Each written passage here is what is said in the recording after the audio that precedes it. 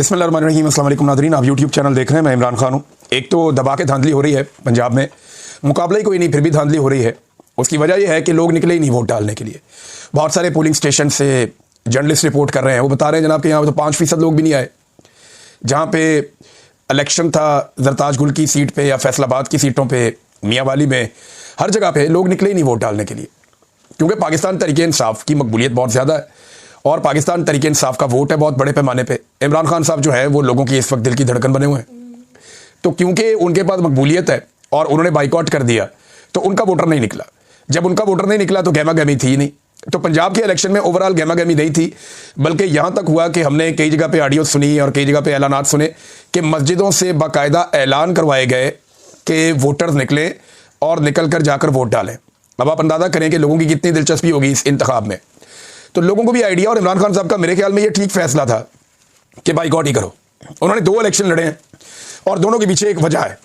एक इलेक्शन उन्होंने लाहौर का लड़ा जहां से हमाद अजहर साहब के वालिद इंतकाल कर गए थे, मियां अजहर साहब, और क्योंकि यहां पे कोई सजा नहीं हुई थी 9 मई में, लिहाजा उन्होंने कहा जी हम इलेक्शन लड़ेंगे।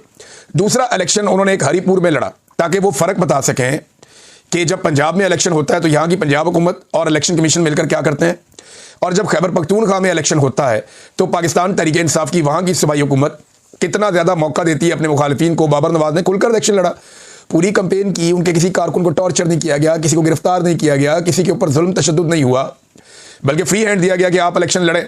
तो अब वो सारे लोग वहाँ पर इलेक्शन लड़ रहे हैं और बेहतरीन इलेक्शन हो रहा है हरीपुर में। तो 2 ही जगह पर गहमा गहमी थी पूरे इलेक्शन में। एक इलेक्शन जो है उसमें गहमा गहमी है लाहौर वाले में, क्योंकि यहाँ पाकिस्तान तरीके इंसाफ मुकाबला कर रही है। तो इधर पुलिस और नून लीग ये मिलकर इलेक्शन लड़ रहे हैं और इलेक्शन कमीशन जो है वो इनकी सहूलतकारी कर रहा है। रिपोर्टें तो ये भी आ रही हैं कि इलेक्शन का टाइम खत्म होने से पहले, यानी वोटिंग का टाइम चल रहा था अभी, और उससे पहले ही जो फार्म है उनको साइन करवाए जा रहे हैं 45, 47, ये पहले ही साइन करो जी। अब इस किस्म की 2 नंबरी की जा रही है इस इलेक्शन में, और ये सारी चीज़ें पाकिस्तान का मीडिया रिपोर्ट कर रहा है। मीडिया वाले बेचारे रिपोर्ट कर रहे हैं सुबह से लेकर अब तक, उन्हें लगता है कि शायद ये कोई इलेक्शन हो रहा है, लेकिन ना इसमें से कुछ निकलना है और ना मीडिया की रिपोर्टिंग से कोई फर्क पड़ेगा। शाम के वक्त जो है वो अनाउंसमेंट कर दी जाएगी और इलेक्शन खत्म शुद्ध, यानी जिसको इस वक्त एस्टेब्लिशमेंट चाहेगी उसको जितवा देगी, उसका हाथ खड़ा कर देगी। मुकाबला तो कोई हो नहीं रहा मैदान में। लाहौर के अंदर पाकिस्तान तरीके इंसाफ ने मुकाबला करने का फैसला किया था, लेकिन ये सीट अब तक जो दिखाई दे रहा है, जिस किस्म की धांधली की गई है, जिस किस्म की 2 नंबरी की गई है, हालांकि PMLN के सारे कैंप ज़्यादातर देखने में आ रहा है खाली है और पाकिस्तान तरीके इंसाफ के कैंप्स भरे हुए हैं। लोग बहुत बड़ी तादाद में तरीके इंसाफ के कैंडिडेट को वोट डालने के लिए बार बार निकल रहे हैं, लेकिन इसके बावजूद सीट मिलना मुश्किल है, क्योंकि एस्टेब्लिशमेंट ने तय कर रखा है कि इमरान खान साहब को देना कुछ नहीं है। अब ये हमाद अजहर साहब की और इनकी फैमिली की अपनी ज़ाती कोई मेहनत और कोशिश हो और पाकिस्तान तरीके इंसाफ का वोटर इतने बड़े पैमाने पर वोट डाल के अपने वोट का पहरा दे दे तो शायद कोई चांस बन जाए, अदरवाइज यहाँ पे लगता नहीं है, क्योंकि रियासत तुली बैठी है कि उन्होंने पाकिस्तान में इंसाफ के साथ कोई चीज़ नहीं होने देनी। बहरहाल सिर्फ 2 जगह पे गहमा गहमी है, एक हरीपुर में और एक लाहौर में। बाकी जगह के ऊपर बिल्कुल उल्लू बोल रहे हैं, खामोशी है, सन्नाटा है। मस्जिदों में ऐलान करवा रहे हैं जनाब आओ आकर वोट डालो, और वोट डालने वाला बंदा इन्हें कोई नहीं मिल रहा। वो मिलना भी नहीं है, क्योंकि लोगों की दिलचस्पी इस वक्त इमरान खान की सियासत में है, किसी और की सियासत में लोगों की किसी किस्म की कोई दिलचस्पी नहीं है। अच्छा, एक और इंटरेस्टिंग बात मैं आपको बताता हूँ। पाकिस्तान तरीके इंसाफ के साथ बदतरीन धांधली हुई। वैसे तो धांधली पाकिस्तान में इलेक्शनों के अंदर होती रहती है। 2013 में भी इमरान खान साहब ने इल्ज़ाम लगाए, 2018 में इमरान खान साहब के मुखालिफिन ने इल्ज़ाम लगाए। तो ये कहा जाता था कि 10 सीटें, 5 सीटें, 15 सीटें, इस किस्म की धांधली हो जाती है। एस्टेब्लिशमेंट अपने बंदे जितवा देती है और अपने बंदे जितवाने के बाद एस्टेब्लिशमेंट उन्हें हुकूमत पे शामिल करवा देती है और उनके जरिए अपने काम निकलवाती है और हुकूमतों को ब्लैकमेल करती है। पुराना खेल एक चलता रहता है। लेकिन ये जो इलेक्शन हुआ इसमें तो पूरा का पूरा मैंडेट ही उड़ा दिया गया। ये 2024 के इंतखाबात का, माजी की किसी भी इंतखाबात की धांधली से किसी किस्म का कोई मुवाजना आप कर ही नहीं सकते, मुमकिन ही नहीं है। बदतरीन किस्म की धांधली, बल्कि एक तरह का मैंडेट को तस्लीम ही नहीं किया गया। एस्टेब्लिशमेंट ने इस मरतबा ये किया है जैसे 70 के इंतखाबात में किया था, जब पाकिस्तान 2 लाख हो गया उसके बाद, और उसका खुमियाजा पाकिस्तान आज भी भुगत रहा है। तो नाज़रीन, पाकिस्तान तरीके इंसाफ ने पटिशन डाली थी सुप्रीम कोर्ट में कि हमने हमारे पे धांधली होगी, पूरा का पूरा इलेक्शन ही चोरी हो गया। अब वो वफाकी आईनी अदालत में लग गई है। अंदाजा करें, 2.25 साल लग गए पाकिस्तान तरीके इंसाफ मांग रही है, ट्रिब्यूनल बनाओ, इंसाफ दो, हमारा इलेक्शन चोरी हुआ है। इस्लामाबाद के 3 हलकों के अंदर जब नून लीग फंस गई तो जस्टिस तारिक महमूद जहांगीरी को ही फंसा दिया। तब से लेकर अब तक पूरा का पूरा इस्लामाबाद हाई कोर्ट का स्ट्रक्चर ही बदल दिया। पूरे की पूरी आईनी तरमीमें लेकर आ गए कि जनाब हमने अपनी हुकूमत नहीं जाने देनी। फिर इसी तरह आप देखें कि लाहौर के अंदर, बाकी जगहों के अंदर जहां जहां पाकिस्तान तरीके इंसाफ के उम्मीदवार जीते थे, किसी जगह पे भी इंसाफ नहीं मिला। और अब जनाब आईनी अदालत में ये समाअत के लिए मुकर्रर कर दिया गया केस कि तहरीके इंसाफ के साथ धांधली हुई। अब 25 नवंबर को इसकी समाअत की जाएगी। और जो बड़ी इंटरेस्टिंग बात है वो ये है कि जस्टिस आमिर फारूक साहब, अल मशहूर इस्लामाबाद हाई कोर्ट वाले, जिनकी अदालत से इमरान खान साहब को जबरी तौर पे अगवा किया गया और वहाँ पे बहुत सारे लोग वो देख रहे थे, और उस गैर कानूनी अमल को ये जज साहब ने हलाल करार दे दिया था, कानूनी करार दे दिया था। बाद में सुप्रीम कोर्ट ऑफ पाकिस्तान ने उसको उड़ा दिया था, पूरी दुनिया में मजाक बना था। वो वाले जस्टिस आमिर फारूक साहब जो इमरान खान साहब के केसेस लगने नहीं देते थे, वो वाले जस्टिस आमिर फारूक साहब जिन्होंने इंसाफ नहीं दिया, पाकिस्तान तहरीके इंसाफ को हमेशा उनसे शिकवा और शिकायत रही, वो जस्टिस साहब जो है वो समाअत करेंगे। उनकी सरबराही के अंदर जनाब बेंच बन गया। उस बेंच के अंदर और जजेस देखें आप, बड़ा इंटरेस्टिंग है ये। अली बाकर नजफी साहब, कमाल नहीं हो गया? फिर के आगा साहब, और इसके बाद जस्टिस रोजी खान और जस्टिस अरशद हुसैन शाह। ये जनाब 5 रुकनी बेंच बन गया। अब ये बेंच सुनेगा कि पाकिस्तान तहरीके इंसाफ के साथ धांधली हुई और किस तरह की धांधली हुई। और ये जो स्टेटमेंट है इसके बारे में फखरुर रहमान साहब जर्नलिस्ट हैं, उन्होंने बाकायदा एक इंटरव्यू दिया सियासत.pk को, और उसमें उन्होंने बताया जी एक जगह पे नहीं कई जगह पे मुख्तलिफ मकामात पर पाकिस्तान के फील्ड मार्शल आसिम मुनीर ये बात कर चुके हैं कि जब तक मैं फील्ड मार्शल हूं इमरान खान रिहा नहीं हो सकता। और ये बात ठीक है। आसिम मुनीर साहब को खतरा है कि अगर इमरान खान बाहर आएगा तो पब्लिक के अंदर इतनी ज्यादा मकबूलियत है कि वो एक ऐसी तहरीक खड़ी कर सकते हैं जिससे फील्ड मार्शल आसिम मुनीर और उनके बनाए हुए पूरे के पूरे निजाम को खतरा हो जाएगा, फिर उनके अपने लिए खतरात पड़ जाएंगे। लिहाजा वो इमरान खान साहब को इस मकबूलियत के आलम में छोड़ने का रिस्क नहीं ले सकते। और ये बात वो कई जगहों पे कह चुके हैं, ये दावा किया फखरुर रहमान साहब ने। तो फील्ड मार्शल साहब तो इमरान खान साहब को नहीं छोड़ेंगे, जबकि इमरान खान साहब को छुड़वाने के लिए पाकिस्तान तहरीके इंसाफ जोर लगाती रहेगी। सुहेल अफरीदी जो है वो ना सिर्फ मोमेंटम बना रहे हैं बल्कि सिर्फ एहतजाज करने से पहले वो एक ओपिनियन भी बना रहे हैं कि हमारे साथ ज्यादती बहुत हो रही है। देखिए, जब आप एहतजाज करने के लिए निकलते हैं ना तो पहले आपके पास उसका इखलाकी जवाब होना चाहिए, आपके पास सॉलिड रीजन होना चाहिए। अब सुहेल अफरीदी ने वो काम शुरू कर दिया, 7 मरतबा वो अदालती ऑर्डर्स लेकर अडियाला जेल पहुंचता है कि मेरी लीडर से मुलाकात करवाई जाए। मुलाकात नहीं करवाई जाती, चीफ जस्टिस को खत लिखता है, हाई कोर्ट में पिटीशन डालता है, असेंबली से करारदाद पास करवाता है, मरियम नवाज को लेटर लिखता है, बार बार पुलिस वालों से जाके कहता है। तो जो कुछ वो कर सकता था बतौर एक चीफ मिनिस्टर, उसने वो सारा कुछ किया, लेकिन उसकी बात नहीं सुनेगी। तमाम कानूनी और आईनी ऑप्शंस उसने इस्तेमाल किया। वो सहाफियों से पूछ रहा है कि कोई चीज रह गई है तो आप मुझे बता दें, मैं वो भी कर देता हूं, लेकिन मेरे पास अब रास्ता क्या है, और इस बात का किसी के पास कोई जवाब नहीं है। तो एक बड़ा सॉलिड रीजन सुहेल अफरीदी के पास है कि इमरान खान साहब से मुलाकात करवाई जाए, वरना फिर आप तैयार हो जाएं, हमें एहतजाज करना पड़ेगा। देखिए, मैं आपको ये बताऊं कि 1-2 हफ्ते में अब मुलाकात भी करवा दी जाएगी। ये एक आधे हफ्ते में हो जाएगी, या हो सकता है अगले हफ्ते में हो जाए, क्योंकि अब काम निकल गया है और अगले 5-6 दिन गुजारने हैं। उसके बाद सुहेल अफरीदी साहब जाएं और जाके इमरान खान साहब से मुलाकात कर लें। इमरान खान साहब उसके बाद बयानियां देंगे, इमरान खान साहब उसके बाद एक स्टेटमेंट जारी करेंगे। उस स्टेटमेंट से पाकिस्तान में हिलजुल होगी, तो देखिए एक तहरीक तो पाकिस्तान में अब खड़ी होगी। 27वीं आईनी तरमीम इसकी वजह बनेगी। तो ये जो एक तहरीक अब खड़ी होने जा रही है ना, इस बार ऐसा नहीं होगा कि तहरीके इंसाफ के लोग लाशें छोड़कर भाग जाएंगे। इस मरतबा ऐसा भी नहीं होगा कि आप लाशें छुपा लेंगे, लाशें छुपाने वाला काम भी नहीं होगा। वो इस मरतबा पूरी तैयारी करके आएंगे। अगर वो आए इस्लामाबाद की जानिब, अव्वल तो और बहुत सारे ऑप्शन हैं उनके पास जिनको वो डिस्कस कर रहे हैं और वो सरप्राइजेस उन्होंने रखे हैं, लेकिन अगर वो आए इस्लामाबाद की जानिब तो इस मरतबा वो एक एक चीज को रिकॉर्ड करेंगे और एक एक चीज का हिसाब अपने पास रखेंगे। यानी इस मरतबा ऐसा नहीं होगा कि लाशें छोड़कर वो चले जाएं, शायद ऐसा नहीं होगा। और एक और बात मैं आपको बता देता हूं कि दिसंबर में इमरान खान साहब की मुलाकातें वैसे भी मुझे लगता है कि अब खुल जाएंगी। और एहतजाज के नतीजे में क्या होगा, जब पाकिस्तान तहरीके इंसाफ मोमेंटम बनाती है, फर्ज करें एक तो अगर उनका मोमेंटम बन जाता है, वो इतनी ताकत के साथ आ जाते हैं और अवाम पूरे पाकिस्तान में निकल आती है, तो फिर तो वो अपने मुतालबात पूरे करवा लेंगे, फिर तो वो गिच्ची से पकड़ देंगे पूरे निज़ाम को। लेकिन अगर एक मरतबा फिर गोली चलाई जाती है या एक मरतबा फिर जुल्म और बर्बरियत की जाती है, तो फिर क्या होगा? उसके नतीजे में पाकिस्तान फिर कई महीने या कई साल पीछे चला जाएगा। सियासी एकदम इस्तेहकाम पैदा हो जाएगा पाकिस्तान में दोबारा से, फिर से IMF से आपको बड़े कर्जे लेने पड़ेंगे, फिर से आपको जो है वो अदम इस्तेहकाम का सामना करना पड़ेगा। पाकिस्तान में एक बदएतमादी पैदा हो जाएगी, मईशत का पहिया जो पहले ही नहीं चल रहा वो बिल्कुल ही ठप हो जाएगा। फिर पाकिस्तान का मजीद 1 साल ज़ाया हो जाएगा। जब ये 1 साल ज़ाया हो जाएगा तो फिर क्या होगा? फिर दोबारा पाकिस्तान तहरीके इंसाफ एक साल के बाद खड़ी हो जाएगी। तो ये बात आप मेरी याद रखें कि इमरान खान के बारे में मैंने 2020 में एक बात की थी।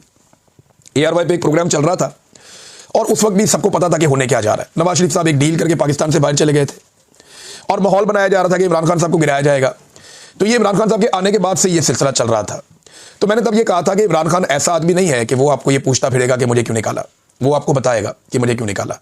और वो बनीगाला में जाकर बैठ के हैप्पी बर्थडे टू यू नहीं कहेगा, वो बनीगाला में नहीं बैठेगा और उसका क्राउड भी ऐसा है, वो खुद भी ऐसा है ये चिपक जाएंगे आपको और इमरान खान आपको नहीं छोड़ेगा। मैंने ये कहा था। तो जब तक आप इमरान खान को इंसाफ नहीं दे देते, जब तक इमरान खान अपना हक नहीं ले लेता, वो आराम से नहीं बैठेगा और ना वो किसी को आराम से बैठने देगा। और मौजूदा एस्टेब्लिशमेंट और हुकूमत के लिए प्रॉब्लम यह है कि इमरान खान की मकबूलियत इतनी ज्यादा है कि ये उसको काउंटर भी नहीं कर पा रहे। इनके पास ऑप्शंस नहीं है। ये सिर्फ लिंगर ऑन कर सकते हैं, चीजों को लंबा कर सकते हैं, लेकिन मुल्क नहीं चला सकते।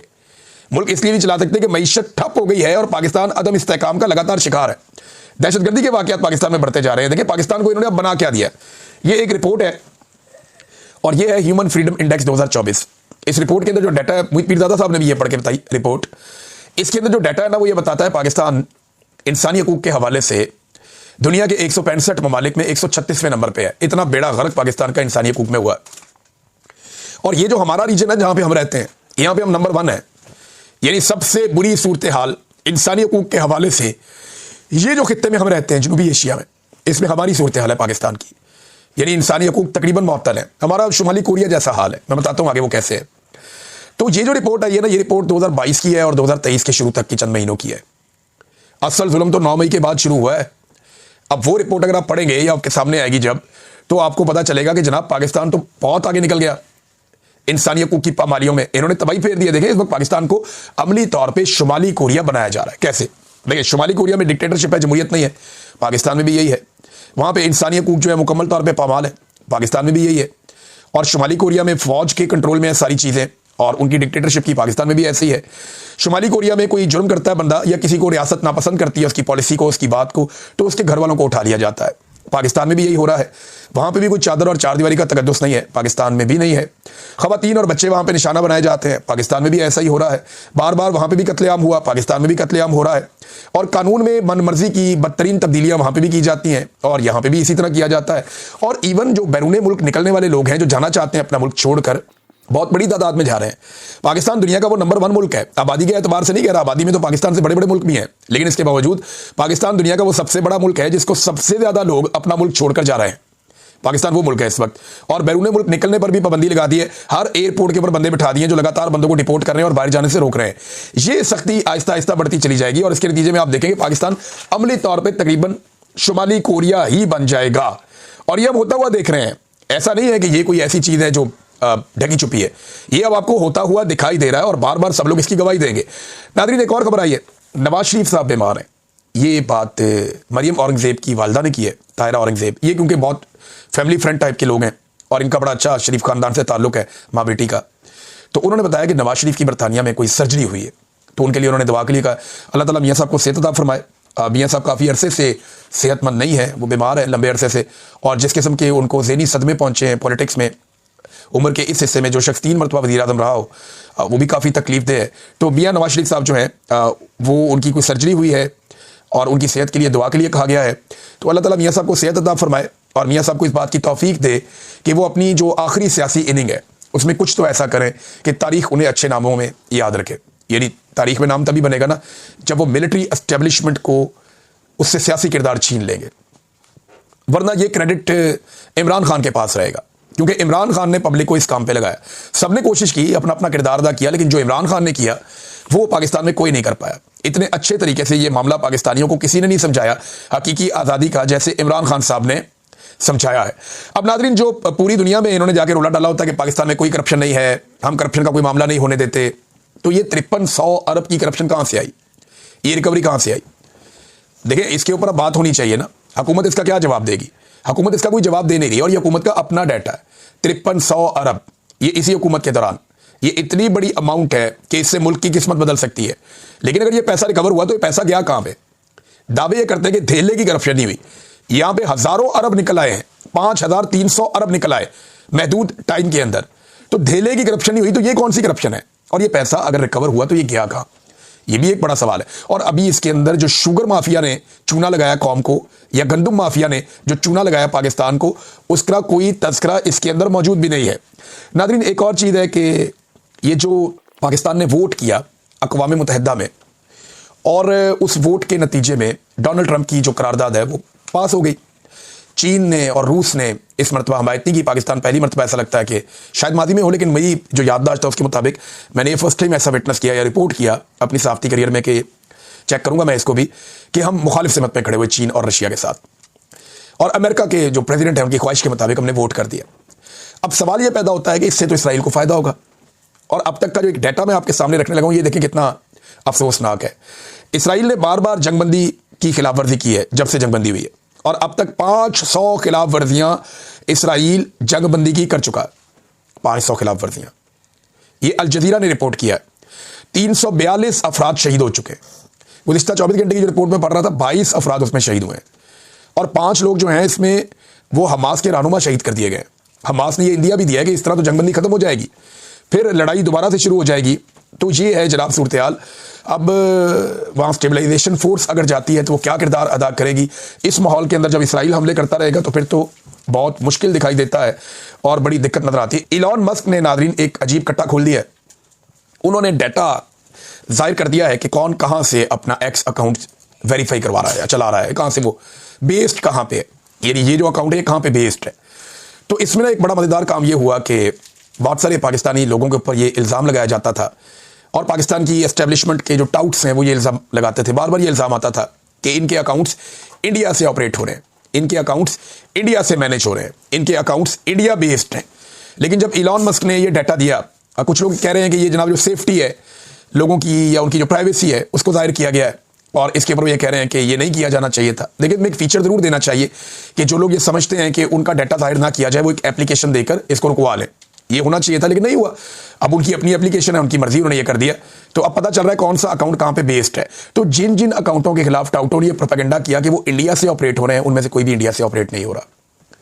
यानी बहुत सारे अकाउंट बैरून मुल्क से हो रहे हैं। इमरान खान साहब का यहाँ एशिया से है, और बहुत सारे रहनुमाओं के यहीं से हैं, जनूबी एशिया से, यहाँ से वेस्ट एशिया से, यहाँ से हैं।